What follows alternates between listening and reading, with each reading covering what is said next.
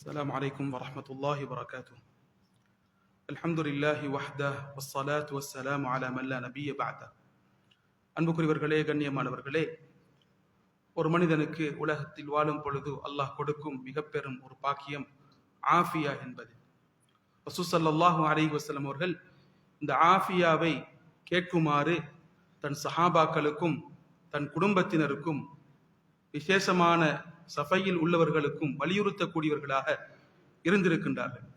ஒரு தடவை தனது சாச்சா அப்பாஸ் ரலியல்லாஹு அன்ஹு அவர்களை பார்த்து ரசூல் ஸல்லல்லாஹு அலைஹி வஸல்லம் அவர்கள் இந்த புத்திமதியை சொன்னார்கள். அப்பாஸ் ரலியல்லாஹு அன்ஹு கேட்டார்கள், யா ரசூலல்லாஹ், அல்லிம்னி ஷைஅன் அஸ்அலுஹுல்லாஹ். அல்லாஹ்விடத்தில் நான் துஆ கேட்கும் பொழுது கேட்க வேண்டிய ஒரு முக்கியமான விஷயத்தை சொல்லித்தாருங்கள் என்று கேட்டார்கள்.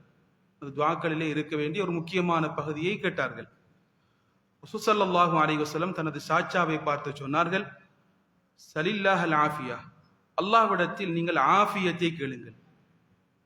அதற்கு பின்னால் சில நாட்கள் கழித்து மீண்டும் அப்பாஸ் ரலியல்லாஹு அன்ஹு சொன்னார்கள், அல்லிம்னி ஷைஅன் அஸ்அலுஹுல்லாஹ். அல்லாஹ்விடத்தில் நான் துஆ கேட்கக்கூடிய ஒரு நல்ல ஒரு விஷயத்தை எனக்கு படித்து தாருங்கள் என்று புதிய ஒரு விஷயத்தை படிக்க ஆசைப்பட்டார்கள்.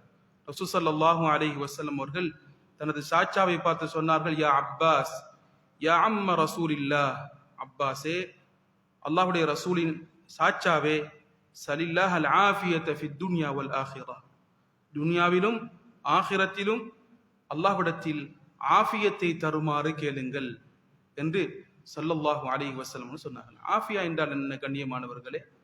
உலகத்தில் வாழும் பொழுது ஒரு மனிதன் ஆரோக்கியமாக ஹெல்த்துடன் வாழ்வது, நோயற்றவனாக வாழ்வது, ஒரு மனிதன் குழப்பங்களில் மாட்டிக்கொள்ளாமல் வாழ்வது. சோதனைகள், ஃபித்னாக்கள் வரும்.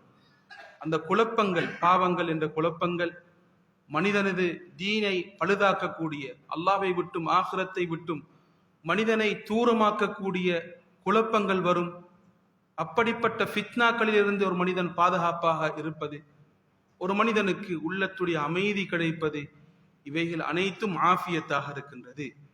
ஸல்லல்லாஹு அலைஹி வஸல்லம் அவர்கள் சொன்னார்கள், ஸலுல்லாஹல் அஃவ வல் ஆஃபியா, அல்லாஹ்விடத்தில் அஃவையும் மன்னிப்பையும் ஆஃபியத்தையும் கேளுங்கள். ஒரு மனிதனுக்கு கிடைக்கக்கூடிய மிக பெரும் பாக்கியம், அல்லாஹ்வுடைய நம்பிக்கைக்கு பின்னால் ஆஃபியத்தை விட சிறந்த எந்த பாக்கியத்தையும் கொடுக்கப்படவில்லை என்று ஸல்லல்லாஹு அலைஹி வஸல்லம் அவர்கள் சொல்லி காட்டினார்கள். எனவே கண்ணியமானவர்களே, உலகத்தில் ஒரு மனிதனுக்கு கிடைக்கும் மிக பெரும் பாக்கியம் ஆஃபியா. ஒரு மனிதர் மாளிகைகளை பார்த்து அவர் சொன்னார், ஒரு மனிதர் சொன்னார், எங்கே இப்படிப்பட்ட இந்த மாளிகைகள், அல்லாஹ் இவர்களுக்கெல்லாம் இப்படி கொடுத்திருக்கின்றானே என்று சொன்னார்.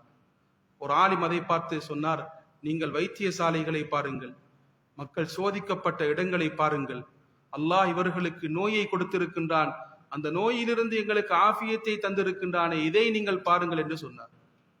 ஒரு தடவை ஹஜ்ஜாஜ் இப்னு யூசுஃபுக்கு முன்னால் நல்ல ஆரோக்கியமான உணவு கொடுக்கப்பட்டது. அவர் சொன்னார், என்று குக் பண்ணியவர், சமைத்தவர் நன்றாக இந்த ரொட்டியையும் இந்த சாப்பாடுகளையும் உணவுகளையும் சமைத்திருக்கின்றார் என்றார். கண்ணியமானவர்களை, அங்கிருந்த ஒரு ஆலிம் சொன்னார், உங்களுக்கு அல்லாஹ் ஆஃபியத்தை தராவிட்டால் உங்களுக்கு இதை சாப்பிட முடியாது. அல்லாஹ் உங்களுக்கு ஆரோக்கியமாக இதை சாப்பிடக்கூடிய பாக்கியத்தை தந்திருக்கின்றான், அது இல்லாவிட்டால் உங்களால் இதை சாப்பிட முடியாது என்று சொன்னார். இதனால் தான் ரசூல் ஸல்லல்லாஹு அலைஹி வஸல்லம் அவர்கள் காலையிலும் மாலையிலும் அல்லாஹ்விடத்தில் ஆஃபியத்தை கேட்டிருக்கின்றார்கள். ஒவ்வொரு மாதமும் ஒரு துஆவை நாம் படிப்போம் கண்ணியமானவர்களே.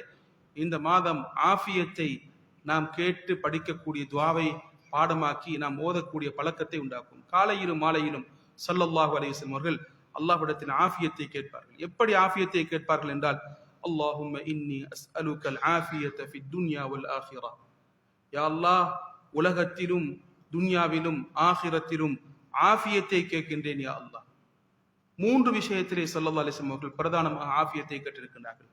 முதலாவது, அல்லாஹும்ம இன்னி அஸ்அலுக்கல் அஃவ வல் ஆஃபியா, மன்னிப்பையும் ஆஃபியத்தையும் யா அல்லாஹ் கேட்கின்றேன். முதலாவது ஃபீ தீனி, எனது தீனிலே கிடைக்கக்கூடிய ஆஃபியத் என்ன கண்ணியமானவர்களே? நேற்று எது ஹலால் என்று நாம் பார்த்தோமோ அதை இன்றும் ஹலால் என்று சொல்வது.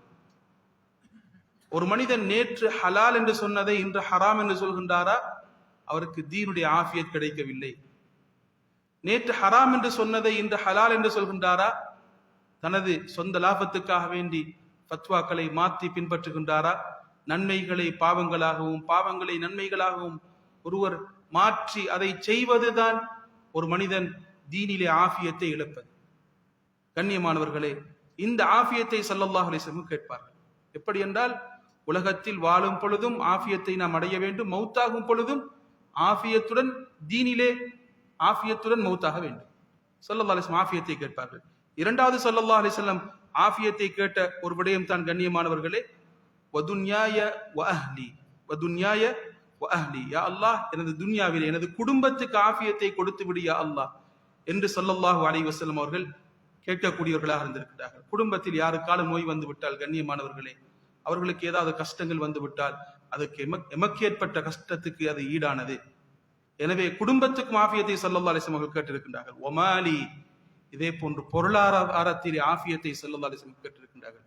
ஆபத்துகள் வருவதை விட்டும், சோதனைகள் வருவதை விட்டும், லொஸ்ட் ஆகுவதை விட்டும் ஆஃபியத்தை தந்துவிடியா அல்லாஹ் என்று ஸல்லல்லாஹு அலைஹி வஸல்லம் அவர்கள் கேட்கக்கூடியவர்களாக இருந்திருக்கின்றார்கள். இதே போன்று ஸல்லல்லாஹு அலைஹி வஸல்லம் அவர்கள் ஆஃபியத்தை கேட்ட என்ன ஒரு பதில்தான், உடம்பிலே ஆஃபியத்தை தந்துவிடியா அல்லாஹ், பயங்கரமான நோய்கள் ஏற்படுவதை விட்டும் என்னை நீ பாதுகாத்து விடியா அல்லாஹ் என்று ஸல்லல்லாஹு அலைஹி வஸல்லம் அவர்கள் ஆஃபியத்தை 3 விஷயத்திலே கேட்டிருக்கின்றார்கள். முதலாவது கண்ணியமானவர்களே, தனது தீனுடைய விஷயத்திலே ஆஃபியத்தை கேட்டிருக்கின்றார்கள், தனது செல்வத்திலே ஆஃபியத்தை கேட்டிருக்கின்றார்கள். இதே போன்று தனது உடம்பிலே ஸல்லல்லாஹு அலைஹி வஸல்லம் அவர்கள் ஆஃபியத்தை குடும்பத்துக்காக வேண்டியும் கேட்டிருப்பதை நான் பார்க்கக்கூடியதாக இருக்கின்றது. அந்த துஆவுடைய முடிவும் மிகச் சிறப்பான ஒரு முடிவாக இருக்கின்றது.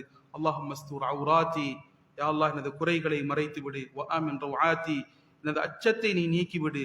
அல்லாஹும்ம ஹஃபஸ்னி மின் பைனி யதைய வ மின் கல்ஃபி வ அன் யமீனி வ அன் ஷிமாலி மின் ஃபௌகி, எனக்கு முன்னாலும் பின்னாலும் எனது வலதிலும் இடதிலும் எனக்கு மேலாலும் ஏற்படக்கூடிய ஆபத்திலிருந்து என்னை நீ பாதுகாத்து விடியா அல்லாஹ் என்று ஸல்லல்லாஹு அலைஹி வஸல்லம் அவர்கள் அல்லாஹ்விடத்தில் துஆ செய்யக்கூடியவர்களாக இருந்திருக்கின்றார்கள். இந்த துஆவை பாடமாக்குவோம் கண்ணியமானவர்களே.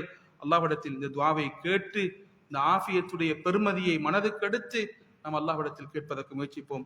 ஒரு தடவை இந்த துஆவை நாம் ஓதிக்கொள்வோம் இன்ஷா அல்லாஹ். அல்லாஹும்ம இன்னி அஸ்அலுகல் ஆஃபியத ஃபித் துன்யா வல் ஆখিরাহ. அல்லாஹும்ம இன்னி அஸ்அலுகல் அஃவ வல் ஆஃபிய ஃபீ தீனி வ துன்யாய வ அஹ்லி வ மாலி.